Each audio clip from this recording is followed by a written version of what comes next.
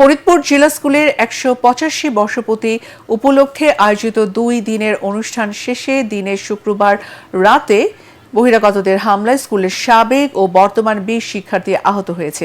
এ সময় অনুষ্ঠানটি পণ্ড হয়ে যায়। হামলার পরে আয়োজক কমিটি ও আইন শৃঙ্খলা বাহিনীর হস্তক্ষেপে পরিস্থিতি নিয়ন্ত্রণে আসে।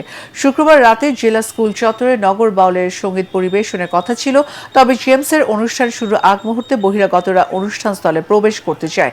তখন তাদের বাধা দেওয়া হলে বাহির থেকে ইট পাটকেল নিক্ষেপ করে মঞ্চ দখল নেওয়ার চেষ্টা করে তারা। পরে স্কুলের শিক্ষার্থীদের প্রতিরোধে বিক্ষুব্ধরা সরে যেতে বাধ্য হয়। এরপর রাত 10টার দিকে আয়োজক কমিটির আহ্বায়ক ডাক্তার মুস্তাফিজুর রহমান শামীম মঞ্চ থেকে উদ্ভূত পরিস্থিতি বিবেচনায় ফরিদপুর জেলা প্রশাসকের নির্দেশে জেমসের অনুষ্ঠান বাতিল বলে ঘোষণা করেন।